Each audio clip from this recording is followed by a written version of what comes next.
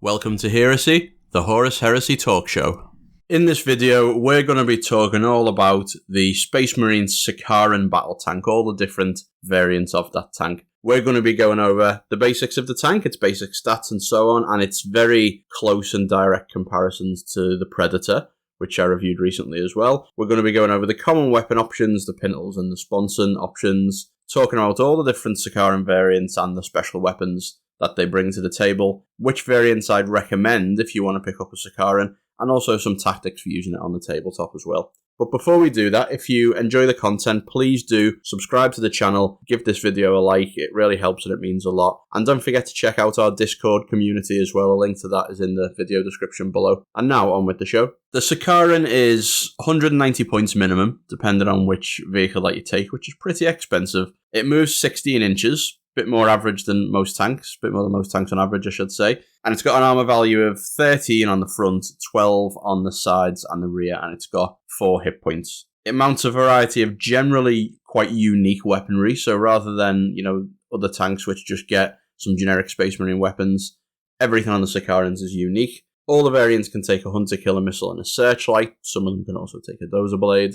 It's very comparable, therefore, to the Predator, and if you've not seen my Predator video, I'd recommend checking that out as well, because these tanks are very similar. They both go in a heavy support slot, they both got the same front armor, their Sponson options are identical in choices and cost as well, and the weaponry is roughly similar. Generally, the Sicarans have got slightly better versions of some of the weapons that the Predators can take. So pretty much what we're saying is, with the basic Sicaran, the one that comes in plastic from Games Workshop, it's got 2 more move than a Predator, so 1 inch more move at combat speed, an extra 2 rear armor, which is generally not armor that we always care about so much, an extra 1 hit point, and a heavy bolter, as well as its upgraded main weapon for 70 points. So quite similar, quite a lot more expensive.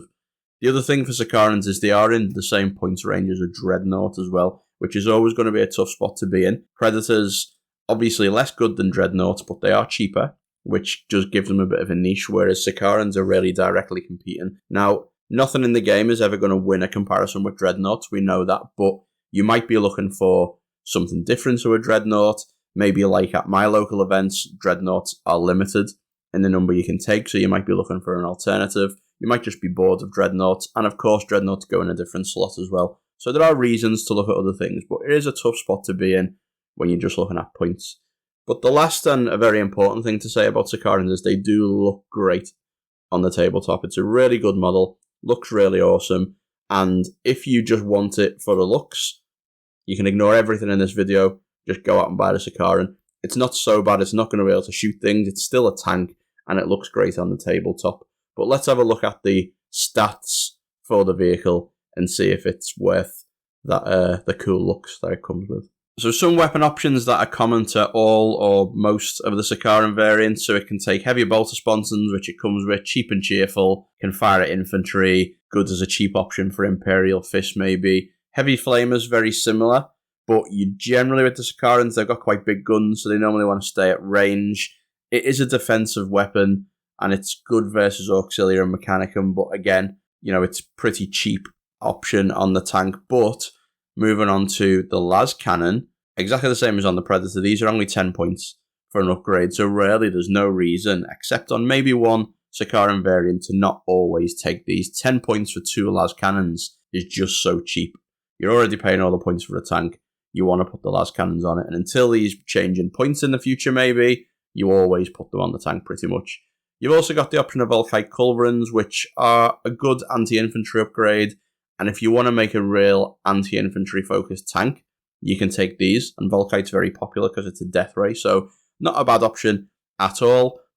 Competing with the las cannons is tough, and generally the las cannons will always win. But if you do want to run the Volkite for a more anti-infantry focused tank, that's cool as well.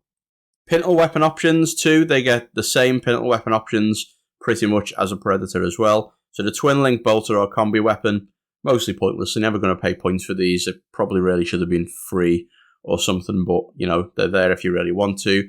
Heavy bolter similarly. If you are running Iron Warriors, pretty good to have these as a pinning option that can, shoot something different than the rest of your tank and throw a pin out. Some extra shots if you're in Imperial Fist maybe, but not the best either. Heavy Flamer, similarly, for 5 points, not a bad throw-in on the tank. It's defensive weapon, it can clear chaff infantry, gets a bit better in Salamanders and Death Guard, so that's not a bad option either. The Multi-Melter is great. I do love Multi-Melters, but it's very expensive, and the tank already struggles with its points cost, and so it's probably not ever really worth using this unless you're a real Multi-Melter fiend and you want to glue this on regardless. I would definitely avoid this on Sicarans because the tank is already too much of a fire magnet. Making it 20 points more expensive makes that worse. The last option you got is the Havoc Launcher, which also, unfortunately, is a little bit on the expensive side of 15 points for what it does. AP5 doesn't even kill Solar Auxilia, so it's not even good at clearing away the more chaff armies, and I would probably avoid this, which is a shame because Havoc Launchers on tanks do look cool. Onto the Sicaran variants themselves right now. Well, we'll start with the basic Sicaran, the plastic kit from Games Workshop that comes with the Accelerator Autocannon. So the Accelerator Autocannon, and in fact all of the weapons on these Sicarans are really their defining features. They probably could have all been one data sheet, I think, but some of them are slightly different in some other bits as well. The Sicaran Accelerator Autocannon is an 8-shot autocannon with Exoshock 6. So it's like someone's glued 4 autocannons together and given them Exoshock. Now it's only strength 7, so like most autocannons, it's a bit of a jack of all trades, but it's not really good at anything. You know, it's not great at killing vehicles, it's not great at killing infantry or dreadnoughts. And for 190 points, that's a little bit on the weak side for me. You know, if you're going to make this super autocannon, if they had made it strength 8, you know, it's in instant death range for Marines, it pens vehicles a bit easier with a high volume of shots to make use of that Exoshock. It could have been pretty decent, but as it is, the weapon's just a little bit on the weak side. Now, Legion specifically, it's obviously a bit better than Imperial Fist. It's a good volume of fire, that's often going to hit on a 2+. And Iron Warrior's generally quite good at making autocannons good as well. You know, I've just mentioned this would have been quite a lot better at strength 8. Well, they make it strength 8. And it's got a lot of shots and rending, so a bit better in those 2 legions. Still on the pricey side, though. It has them Pintle weapon options that we discussed as well. Not that any of them are fantastic outside of probably the Heavy Bolter and Iron Warriors. So for 190 points, I would say the base Sicaran is probably the worst variant, maybe one of the 2 worst variants. It's just far, far too expensive for what it does. The gun on the top's really disappointing, and if you get your cool tank, you're going to put it on the table and find it has very little impact on the tabletop. The Sponson las cannons you should always take on every Sicaran, really. We'll put this up to 200. And what you'll find is that the las cannons will do all the work, and the Accelerator Autocannon will just be quite disappointing, really. This is probably 50 points overcosted, and then it'd still just be okay. It'd probably need to be in the region of maybe 60 points cheaper to make you really want to consider this over the Predator. Maybe 50, 60 points. That's just to give you an idea of how overcosted this really is. So a bit of a shame for the plastic Sicaran, but on the upside, the plastic Sicaran does give you a great base to convert some of the other Sicarans onto if you want to get yourself a nice plastic tank and make some of the other ones we're going to talk about. So I guess that's its role, maybe, if you look at it like that. The Sicaran Arcus is next, and this one gets a little bit more play and gets a lot more slides dedicated to it as well, actually, in this, because it's got a few more things it can do. So it comes with an Arcus missile launcher. It's a 36-inch range, heavy 5, twin-linked, strength 8 AP2, and that's a pretty good gun, pretty unique profile. It goes through all the armor on things like Terminators and Dreadnoughts, instant deaths, Space Marines. Heavy 5 is a good volume of fire, especially when it's also twin-linked. For accuracy, it's also going to be reasonably good at killing vehicles. Not super great at penetrating them, but okay. But if it does, it's getting +1 to the damage roll as well. So it's a pretty good all-round weapon for killing lots of different things. Even not too bad at killing basic Space Marines. You know, if you've got some expensive Space Marines to shoot at that are in Artificer armor, or maybe power armor with an Artificer Sergeant, it goes through those two. Kind of comparable in some ways, this gun, to the Predator Magna Melter, I think. Now, that gets 3 shots, twin-linked, strength 8, obviously AP1 and armor bane, same range. So they're in a sort of similar-ish weapon profile, but obviously the Predator is a lot cheaper for the same. And that's just to illustrate that at 215 points for the base Arcus, even though this weapon is pretty good and looks quite good, you can get a Predator that does something very similar for 140. And that's quite a big points uplift for what I would say is a small advantage, and in some cases, a disadvantage. The Predator is obviously a lot better at anti-tank as well. But the Arcus does do some other things to justify, or at least attempt to justify, being a more expensive tank. So it can take Pyrax Warheads for 10 points. So these are Strength 5 AP4 with a 5-inch blasting nose cover pinning. Now that's pretty good at clearing out easy to kill bodies like Solar Auxilia. It's not bad at killing bunched up Space Marines, or at least having a chance at pinning them. So it gives your tank some flexibility. Now, as with most things that use multiple ammo types though, this is going to cost you 10 points, and if you never fire it or barely fire it, that's another 10 points on an already expensive tank down the drain. Now, there's nothing wrong with these, but I would just stick to firing your Arcus and not making your tank 10 points more expensive. These probably could have been free, I think, and the tank's already expensive, and it would have been cool just to have some flexibility in it to fire at different things. But as it is, I would probably leave these at home most of the time, unless you're like list tailoring to play against Solar Auxilia, which is not a thing I think is cool. But if that is what you want to do, these might be usable in some situations. Then we've got the Sky Spear Warheads. Now these are good. Strength 7 AP2 is a decent profile against flyers. Will penetrate reasonably, although some of the flyers, with AP12, you're still going to potentially not pen them sometimes. But when you do pen, you're getting +1 to the damage roll. They're heavy 5 and they're twin linked as well.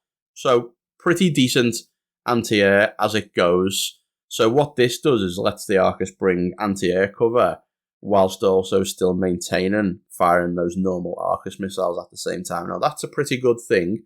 Air cover's not that easy to find on reasonable platforms in the Space Marine army, and these cost 15 points. So that would make you 230 points, and is at least a reason to justify bringing this tank, if nothing else. Even though it's very expensive, brings that air option. The problem is, for the Arcus, it can also take a helical targeting array, which is a very rare piece of equipment. Goes on dreadnoughts, one of the things that makes them even better than they already are. Fantastic piece of kit, gives all your weapons skyfire, and some other interesting bonuses besides that are just nice throw-ins, like ignoring shrouded saves, for example. Now, that's also 15 points, so it's a difficult thing to buy Sky Spear Warheads when for the same cost you can give the Arcus the helical targeting array, which means it can use its Arcus missiles, which are 1 point of strength higher with the same stats when shooting at flyers. Now, yes, if you put it into helical targeting array mode, it can't move. Fair enough. But for the same points cost, the helical targeting array is better, and I would generally just run the array rather than these. And again, I think these could have just been free. If we had to give these for free to the tank, it'd have a great role doing lots of different things. Then the last option the Sicaran Arcus has got is Neutron Flux Warheads. Now these are weirdly specific, but at least quite good at what they do. So they're Strength 7 AP4, Breaching 5, Heavy 4 and Twin Linked. So they're kind of like plasma guns-ish. But what they do, they get a special rule called Neutron Flux, which means that they instant death automata. Now that's pretty good if you're playing against Mechanicum. All the small automata have generally got, multiple wounds, like 2, 3, 4, depending on what you're shooting at. This will kill them. It will go through the armor of some of them as well at AP4, which is pretty good. And it's got Breaching 5 for the tougher ones. So generally, pretty good at killing those things. 15 points, though. And again, if you're not playing against that army, then these are going to be completely wasted. And even if you are playing against that army and firing these, you're giving up the Arcus missiles, which in some cases are just as good. They're Strength 8, so they instant death a lot of those things anyway. They're AP2, they don't need the breaching, and they've got one more shot. So a bit of a funny thing. Also, as well, if you're shooting against bigger automata, like the Thanatars, for example, don't forget that instant death only does D3 wounds to them. It doesn't actually kill them because of their adamantic shielding. And at Strength 7, you're often just going to fail to wound those bigger things as well, because they're very tough and 7 or 8, depending on what you're shooting at. And they've got high saves, so you're going to need to breach them. So these are actually worse than Arcus missiles in a lot of ways against the harder targets. Again, a nice thing to have, and maybe if you list tailoring or you think it's funny, a thing you can take, but they probably should just be free on the tank. Then we come on to the last option, which is the helical targeting array, which I've mentioned already. Skyfire with Arcus warheads is really mean versus aircraft. This is a lower powered alternative to doing the same thing on dreadnoughts, obviously, and it does make the Sky Spear warheads kind of pointless as it's better. Now, you can definitely argue that if you want to be able to move your tank and still fire, you could take the Sky Spear warheads instead. It wouldn't be a terrible idea to do that, but I think generally this is better. So which options do we choose for an Arcus tank then? Well, it's already expensive at 215 points, more expensive than it probably should be by maybe 30 or 40 points. So I would stick to the helical target array or the Sky Spear missiles if you want to do that. And las cannon sponsons, as always on this tank, no other upgrades. Main reason is just to keep it cheap. I would do that. I think it's a pretty good weapon, and it's worth firing the basic weapon most of the time, even at aircraft as well. The Sicaran Punisher is the next one that we're going to talk about. So this comes with the Punisher rotary cannon, which is a 36-inch range, strength 6, AP 4. It's got 18 shots, it's pinning, and it's got shell shock 1. So that's a good stat line for, Burt Gatling gun. That's going to try and pin stuff. It's also a defensive weapon, worth noting, so you can overwatch with it with a tank where you wouldn't be able to normally. The good thing about this is it's fairly unique in its role, so comparing most things to the equivalent Predator doesn't come out so well for the Sicaran, but no one else gets a weapon like the Punisher rotary cannon, and so it sort of avoids being compared, which is good because it is still on the expensive side. As a Legion-specific comment, in Imperial Fist, this is pretty great. +1 to hit when you're rolling 18 shots is quite a lot of extra hits. And this does also have the Pintle weapon options as well, so if you want to add even more shots onto the tank with a heavy bolter in some of the Legions where it's maybe better, that's a thing you can do too. Now, for 190 points, is this tank good or not? What it does is fairly simple and obvious. Well, it brings a useful capability to your army. It's not easy to find weapons with shell shock and pinning. It's certainly not easy to find weapons that have got this many shots while firing it. And at strength 6, it will wound even Marines on it too. Great for clearing out chaff infantry or auxiliary as well, which is also a good thing. Still fairly expensive for what it does ultimately, but if you've got a way to make use of this, so let's say you're playing Night Lords, or let's say you're playing with an army that's got leadership debuffs in it or something like that, the shell shock one and the pinning can really make this shine a lot more. So as a general throw into most Space Marines lists, not a terrible option. Probably a bit on the expensive side though, but a lot more usable than some of the other Sicaran options. But if you've got ways to combo it, I think it just about manages to make itself worth it, and is certainly one of the better Sicaran variants. The Sicaran Venator is the tank destroyer option for the Sicarans, quite different to the others. It doesn't have its hull-mounted heavy bolter, it's got it on a pintle instead, still keeps it, which is cool. It's got a neutron beam laser, so this is Ordnance 2, Strength 10 AP1, Concussive 3, Shock Pulse, and Get Hot. Now that's a stat line that I like very much. 2 shots that are, got a reasonable chance of one of them penetrating, AP1, reasonable chance of blowing up wherever it hits, and Shock Pulse as well. Shock Pulse is just really, really good. You hit anything with it, doesn't matter if you kill it, it's out the game for a turn. It's got a good chance of killing it in the first place though. With the Ordnance, re-rolling your Strength 10 hits to armor penetrate as well, very good chance that you are going to penetrate whatever you hit to. So, at least one time for the Shock Pulse, but possibly even twice. Being centerline mounted is a pain though. Because it's on a vehicle, you can move and fire the centerline mounted weapon, which is good, but it does mean your sponsons are probably going to be snapshotting quite a lot. Unless your opponent's in the habit of leaving things in the center line turn after turn, you're probably going to have to move, which means that your sponsons are going to be firing snapshots. Now, that's not to say that you shouldn't still take the las cannon sponsons, because for 10 points, 2 las cannon shots, even if they only snapshot, is still probably a worthwhile investment anyway, but it makes them a bit less attractive. And if you need to shave 10 points off your army, or you just want to keep this down to the 200 points it costs, which is still fairly expensive, you could certainly lose the Sponson upgrade on that. It's got a containment breach special rule, so it explodes 3 inches further when it explodes, which is, fine. Don't put it near your troops anyway, because it's a vehicle. So at 200 points, do we think this is worth it compared to the Predator, which is 45 points cheaper with a neutron blaster? Well, this is double the shots. You know, it's got ordnance. The Predator's got heavy and sunder, which is, you know, sunder's slightly worse than ordnance as well, because ordnance you get to just roll the 2 dice. So it's a better weapon, and it's got double the shots for 45 points more. If you're in the market for shock pulse and a very big anti-tank weapon, I think that this is not too bad. I think it's certainly got a role to play. The good thing about it is it's 36-inch range compared to the Predator as well, so you can sit this back, maybe where it's a little bit more safe. The downside of this is it's centerline mounted, so it can be hard to get a shot. Sometimes you just physically can't turn your tank to get the angle as well on a more densely, you know, populated board with terrain and troops and that kind of stuff. So it can be a little bit of a problem.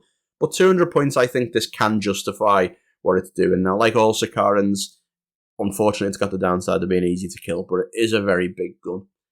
The other thing to compare it with as well, you can get 2 neutron blaster sabers for the same cost. And even though, on balance of things, they are a little bit weaker in terms of what the gun does, there's 2 of them. So, you know, when one gets blown up, the other one can still carry on fighting, and they're in the fast attack slot, which is generally pretty open as well. So it's definitely got some competition, but if you like Sicarans or if you like this model, I do think it can find a place in your army and actually justify that place as well.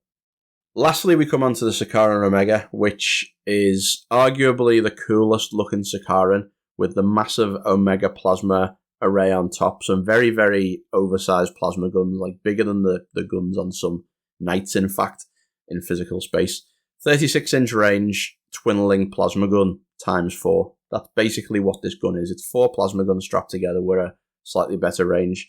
But it's got an alternative firing mode as well, which is maximal fire. It can be heavy 2, strength 9, AP 4, twin-linked, breaching 4+, and gets hot.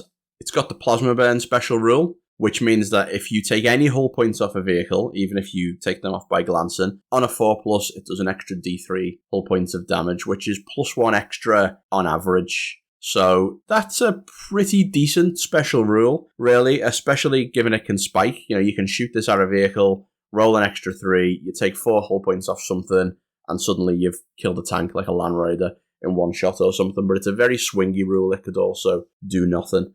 Now, I think the base stats on this gun are, again, a little bit on the low side. For 230 points, which is mega expensive, 4 twin-link plasma guns on the top, albeit with a slightly longer range, is a bit on the weak side. And much like the accelerated autocannon, I would have liked to have seen those be strength 8, just to give them a little bit more play, bit more chance of killing things like Terminators or Wound and things like Dreadnoughts, etc.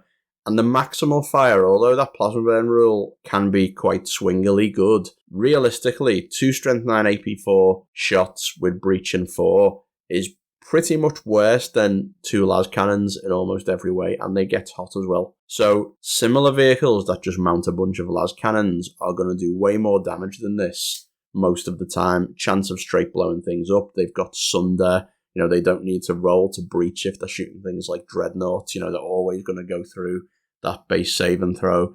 It's just a little bit weak in both of its profiles for how sort of, I guess, hyped up it is when you look at it and read the rules. It should be a big plasma destroyer, and it's just a bit disappointing. It also explodes. If it gets hot, finishes it off, it explodes with strength 10 and automatically explodes, which is also a downside to running this, because it's mostly going to be near your troops, not the enemy troops.